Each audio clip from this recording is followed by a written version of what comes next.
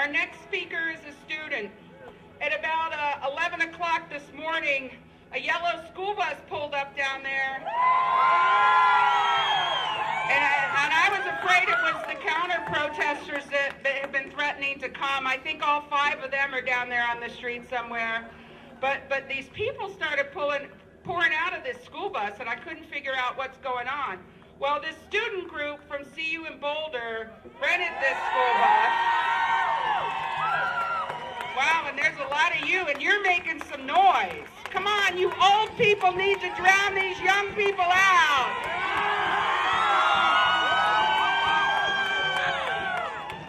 Our next speaker is Alexis Scoggins. This is an example of how we're going to change this country. You don't need people like me, dumpy old ladies with gray hair. You need the youth, and it's the future of the country.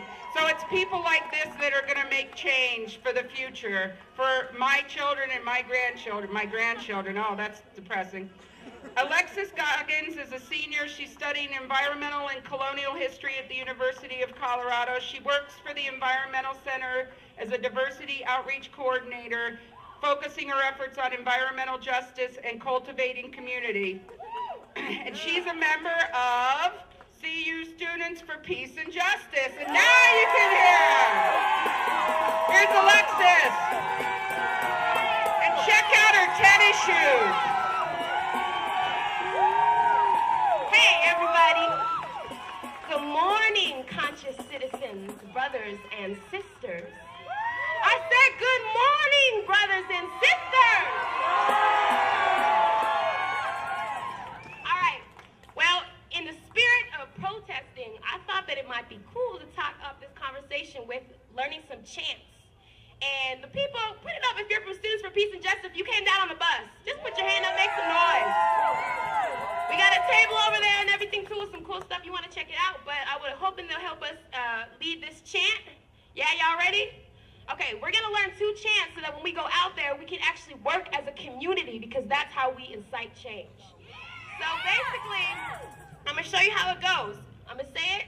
It goes, ain't no power like the power of the people, because the power of the people don't stop. Say what?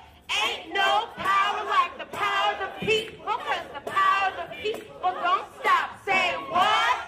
Ain't no power like the power of the people, because the power of the people don't stop. Say what? All right, now we're going to try a little bit harder. We're going to do it with the fellas and the ladies. So the girls are going to go first, and they're going to go, ain't no power but the power of the people, because the power of the people don't stop. Say what? And the guys are going to go, ain't no power like the power of the people, because the power of the people don't stop. Say what? All right, y'all ready? Are y'all ready? I'm not going to do this alone. Okay, here we go. Ladies first, here we go.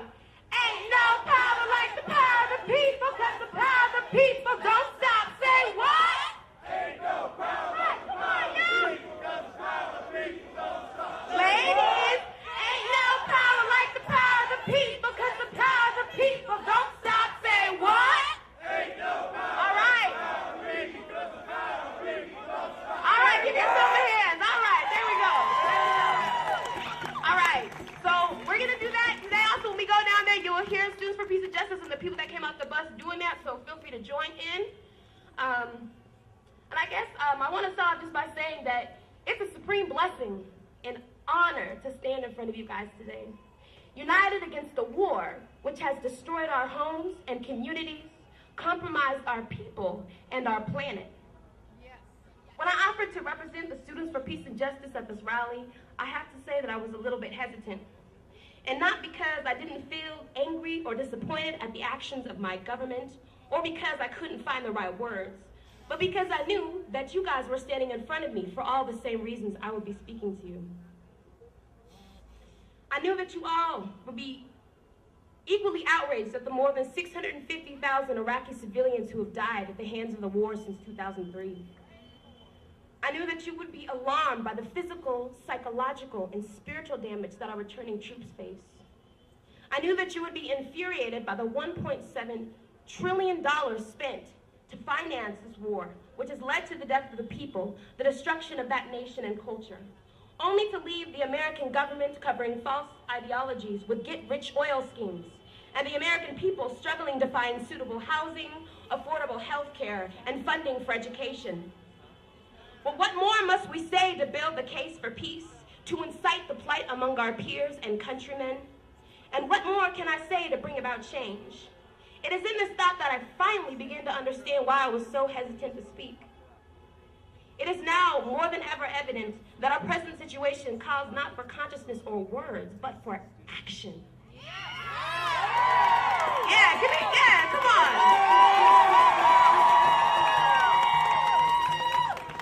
For what are we as a community if we do not do our part to fight for a common cause or to preserve our fellow man? And what are we as students if we do not capitalize on our education, the funding that is going to our government to fight for the common cause, to capitalize on our education, and to stop the powers of corruption? And finally, what is America if those people fall claim to the same apathy and selfishness that has led us to our current state? I will tell you sincerely and with great fear that without all of these, peace is a figment of our imaginations, a state of utopia that I will not see and our children will not touch. For how can we rebuild our communities when war undermines our work? How can we feed the children when we drop bombs over agricultural fields? How will we find inner peace when millions must live in fear? The answer, plain and simply, is that we cannot. In spite of this, it is my dearest wish and highest aspiration to rebuild, to not just work for peace, but to taste it. I refuse to let an unjust war be fought by my country. I say to Bush and the American government, not on my watch, not in my name, and certainly not on my people, the Iraqi people. You see, I refuse to accept that our government will deliver us from peril. I refuse to believe that the power of protesting, the power of the people, is unpatriotic. And I want you to know that I will protest patriotically until America wakes up from reality to finally pursue our dream of peace. So as a young African-American woman, activist, environmentalist, peacemaker, peacekeeper, and proud student and member of Boulder Students for Peace and Justice, I just want to thank all of y'all for coming out and being counted. If you are not a part of the solution, then you are the problem. And we will only begin to make steps when we can build our community and cultivate community and the steps of bringing peace in.